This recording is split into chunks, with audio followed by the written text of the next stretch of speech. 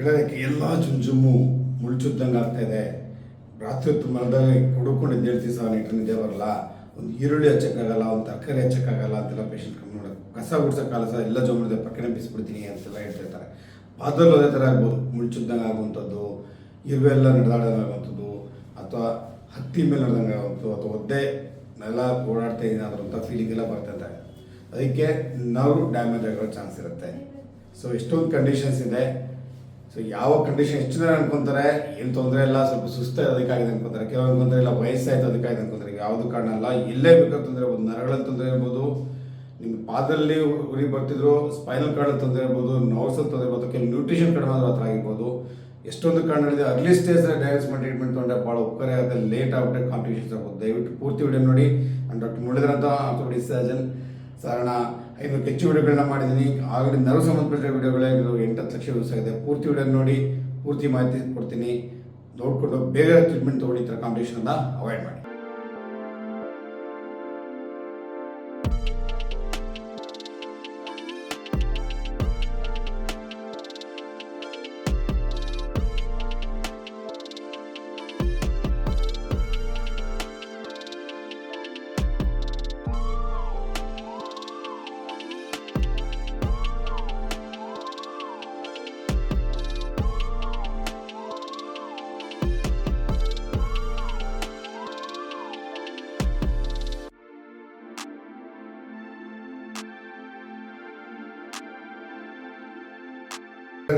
Y early treatment is essential ಅಂತ. ಏನಕ್ಕೆ ನಾವು ಆದಷ್ಟು ಬೇಗ ನರ್ವ್ ಡ್ಯಾಮೇಜನ್ನು ಡಯಾಗ್ನೋಸ್ ಮಾಡಬೇಕು, ಏನಕ್ಕೆ ಆದಷ್ಟು ಬೇಗ ಟ್ರೀಟ್ಮೆಂಟ್ ತೊಗೋಬೇಕು ಅಂದ್ರೆ ಭಾಳ ಇಂಪಾರ್ಟೆಂಟ್. ಯಾಕಂದರೆ ನರ್ವ್ ಡ್ಯಾಮೇಜು ಸ್ಲೋ ಆಗಿ ಪ್ರೋಗ್ರೆಸ್ ಆಗಲ್ಲ.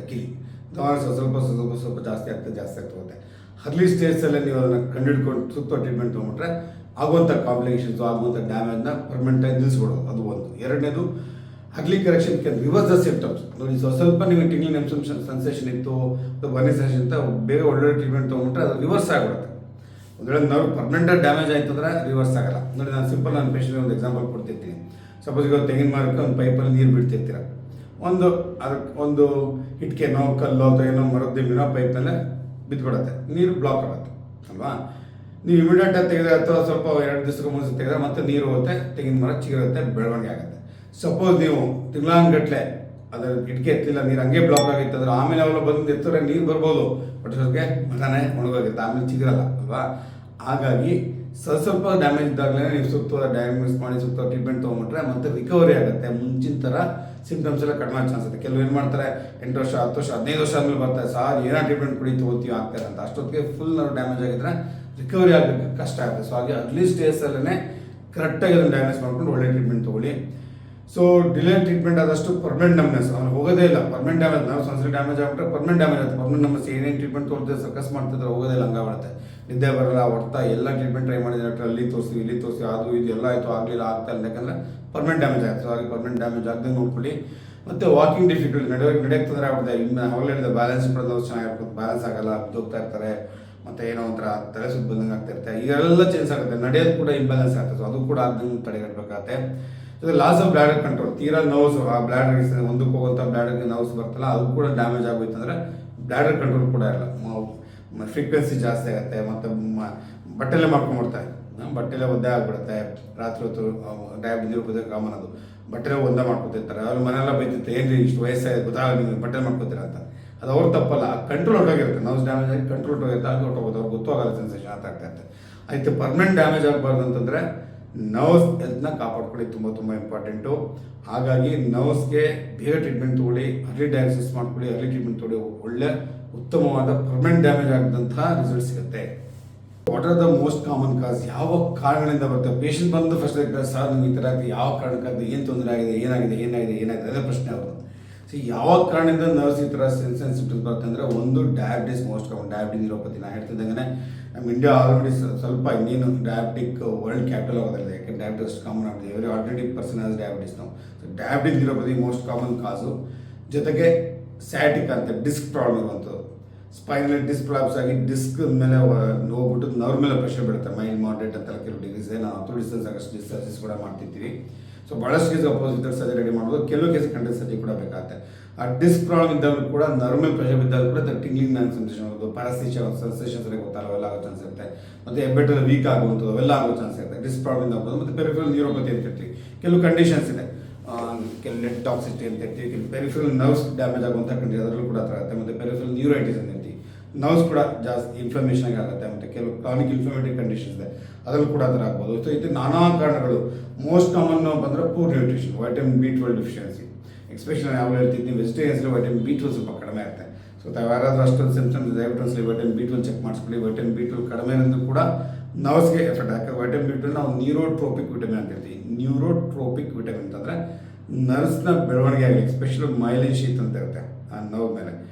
ಆ ಮೈಲಿನ್ ಶೀತ್ ಫಾರ್ಮ್ ಆದಾಗ ವೈಟಮಿನ್ B12 ಭಾಳ ಇಂಪಾರ್ಟೆಂಟ್. ಸೊ ವೈಟಮಿನ್ B12 ಕಡಿಮೆ ಆದಾಗಲೂ ಕೂಡ ಈ ಥರ ಸಿಂಪ್ಟಮ್ಸ್ ಬರೋ ಚಾನ್ಸ್ ಇದೆ. ಮತ್ತು ಒಮೆಗಾ 3 ಫ್ಯಾಟೀಸ್ ಅದು ಕೂಡ ಕಡಿಮೆ ಆದಾಗ್ಲೂ ಈ ರೀತಿಯ ಕಂಡೀಷನ್ ಬರೋ ಚಾನ್ಸ್ ಇರುತ್ತೆ.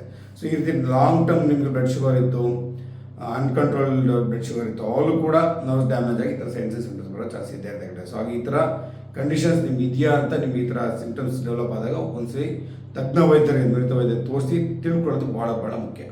ಬ್ರೀಫ್ ಆಗಿ ಈ ನರ್ವಸ್ ಸಿಸ್ಟಮ್ ಬಗ್ಗೆ ಸ್ವಲ್ಪ ತಿಳ್ಕೊಂಡು ನೋಡಿ. Central nervous system, peripheral nervous system ಅಂತ ಎರಡು ಡಿವೈಡ್ ಮಾಡಿದೆ. ಸೆಂಟ್ರಲ್ ನರ್ವಸ್ ಸಿಸ್ಟಮ್ ಅಂದರೆ ಬ್ರೈನ್ ಮತ್ತು ಸ್ಪೈನಲ್ ಕಾರ್ಡ್, ಅದನ್ನು ಸೆಂಟ್ರಲ್ ನರ್ವಸ್ ಸಿಸ್ಟಮ್ ಅಂತ. ಪೆರಿಫೆರಲ್ ನರ್ವಸ್ ಸಿಸ್ಟಮ್ ಅಂದರೆ spinal cord anti root post root ಅಂತ ಎರಡು ಜಾಯ್ನ್ ಆಗಿ ಒಂದು ನರ್ವ್ ಫಾರ್ಮ್ ಆಗುತ್ತೆ. ಫಿಲಮ್ ಹಾಕೊಂಡು ಇಲ್ಲಿಂದ ಕೈಗಳಿಗೆಲ್ಲ ಹೋಗ್ತಾ ಇರುತ್ತೆ, ಇಲ್ಲಿ ಸೊಂಟ ಭಾಗದಿಂದ ಕಾಲುಗಳಿಗೆ ನೋವು, ಅದಕ್ಕೆ ಪೆರಿಫೆರಲ್ ನರ್ವ್ಸ್ ಅಂತೀವಿ. ಸೊ ಈ ರೀತಿಯ central nervous system, peripheral nervous system ಎರಡು ಸೇರಿ ಮೈನ್ ನರ್ವಸ್ ಸಿಸ್ಟಮ್ ಆಗುವಂಥದ್ದು.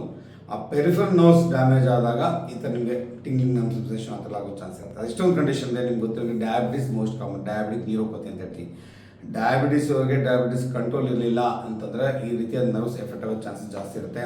ನಾನು ಯಾವಾಗಲೂ ನಮ್ಮ ಪೇಷಂಟ್ಸ್ಗೆಲ್ಲ ಹೇಳ್ತಿರ್ತೀನಿ, ಡಯಾಬಿಟಿಸ್ ಒಂದು ಒಳ್ಳೆ ಕಾಯಿಲೆ, ಏನು ತಪ್ಪು ಹೇಳ್ಬಿಟ್ರೆ ನಾನು ನಿಜವಾಗ್ಲೂ ಒಳ್ಳೆ ಕಾಯಿಲೆ ಅಂದರೆ ಶುಗರ್ನ ರೆಗ್ಯುಲರ್ ಟ್ರೀಟ್ಮೆಂಟ್ ತೊಗೊಂಡು ಕಂಟ್ರೋಲ್ ಇಟ್ಕೊಳ್ಳಿ. ನಾನು ಡಯಾಬಿಟಿಸ್ ಕುರಿತಾಗಿ ಎಷ್ಟೊಂದು ವೀಡಿಯೋಗಳು ಮಾಡಿ ದಯವಿಟ್ಟು ವಿಡಿಯೋಗಳನ್ನ ನೋಡಿ. ಕರೆಕ್ಟಾಗಿ ಸ್ಟ್ರಿಕ್ಟಾಗಿ ಡಯಾಬಿಟಿಸ್ ಕಂಟ್ರೋಲ್ ಇತ್ತು ಅಂತಂದರೆ ಯಾವುದೇ ತೊಂದರೆ ಆಗಲ್ಲ. ಕಾಂಪ್ಲೆಕ್ಸ್ ಡಯಾಬಿಟಿಸ್ ನ್ಯೂರೋಪತಿ ಆಗಲಿ, ಡಯಾಬಿಟಿಸ್ ರೆಟಿನೋಪತಿ ಆಗಲಿ, ಡಯಾಬಿಟಿಸ್ ನೆಫ್ರೋಪತಿ ಯಾವುದೂ ಆಗಲ್ಲ, ಪ್ರಾವೈಡೆಡ್ ನೀವು ಕಂಟ್ರೋಲ್ ಇಟ್ಕೊಂಡ್ರೆ. ಕಂಟ್ರೋಲ್ ಇಟ್ಕೊಳ್ಳಿಲ್ಲ ಅಂತಂದರೆ ಎಲ್ಲ ತೊಂದರೆ ಆಗುತ್ತೆ. ಡಯಾಬಿಟಿಸ್ ನ್ಯೂರೋಪತಿ ಆಗೋ ಚಾನ್ಸಸ್ ಜಾಸ್ತಿ, ನರ್ವ್ಸ್ ಡ್ಯಾಮೇಜ್ ಆಗುತ್ತೆ ಡಯಾಬಿಟಿಸಲ್ಲಿ.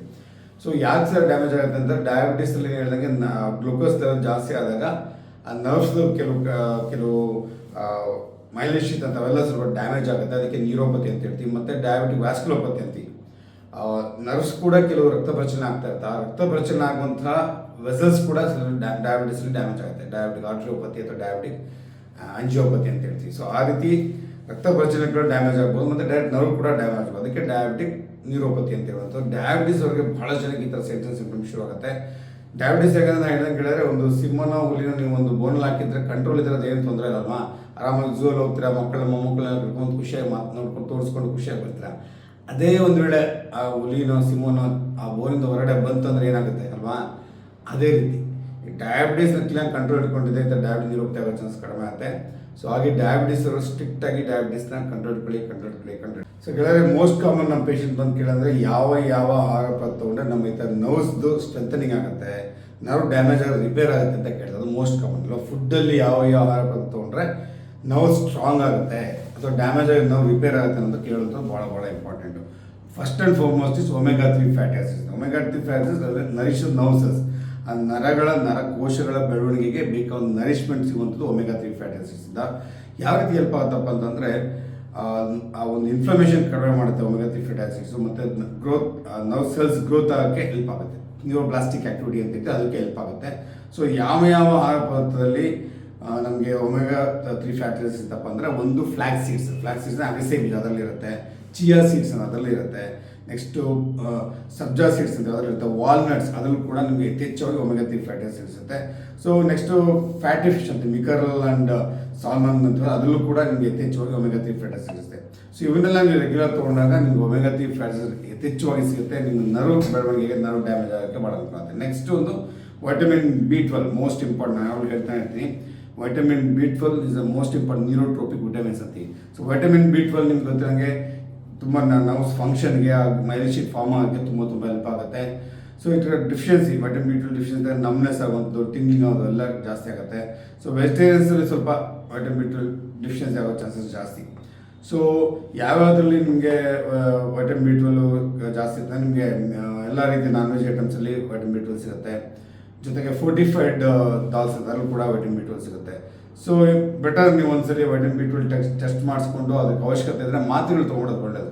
ಭಾಳ ಜನಕ್ಕೆ ವೈಟಮಿನ್ B12 ಮಾತ್ರೆಗಳು ಚೆನ್ನಾಗಿ ಇಂಪ್ರೂವ್ಮೆಂಟ್ ಆಗುತ್ತೆ. ವೈಟಮಿನ್ B12 ಮಾತ್ರೆಗಳಾದ ಕೆಲಸ ಇಂಜೆಕ್ಷನ್ ಕೊಡ್ತೀರಾ, ವಯಸ್ಸಾದರೆ ವೈಟಮಿನ್ B12 ಮಾತ್ರೆ ರೂಪದಲ್ಲಿ ತೊಗೊಂಡಾಗ ಕರೆಕ್ಟಾಗಿ ಅಬ್ಸಾರ್ಪ್ಷನ್ ಡೈಜೆಷನ್ ಆಗಲ್ಲ. ಅವಾಗ ಕೆಲಸ ಇಂಜೆಕ್ಷನ್ಸ್ ಕೂಡ ಸಜೆಸ್ಟ್ ಮಾಡ್ತೀವಿ. ಆಲ್ಟರ್ನೇಟ್ ಡೇಸ್ ಒಂದು 5 ಡೇಸ್ ತೊಗೊಳ್ಳಿ ಅಂತ ಹೇಳ್ತೀವಿ, ಕೆಲವು ವೀಕ್ಲಿ ಒನ್ಸ್ ತೊಗೊಳ್ಳಿ ಅಂತ ಹೇಳ್ತೀವಿ. ಸೊ ವೈಟಮಿನ್ B12 ಎಷ್ಟು ಕಡಿಮೆ ಅದು ಡಿಪೆಂಡಿಂಗ್ ಆನ್ ಟ್ರೀಟ್ಮೆಂಟ್ನ ಅದಕ್ಕೆ ಅಡ್ವೈಸ್ ಮಾಡಬೇಕಾಗುತ್ತೆ. Next vitamin K. ನಿಮ್ಗೆ ಗೊತ್ತಿಗೆ ವೈಟಮಿನ್ K ಕೂಡ ನರ್ವ್ ಫಂಕ್ಷನ್ಗೆ ಮತ್ತು ಮಸಲ್ಸ್ ಫಂಕ್ಷನ್ಗೆ ಭಾಳ ಇಂಪಾರ್ಟೆಂಟು.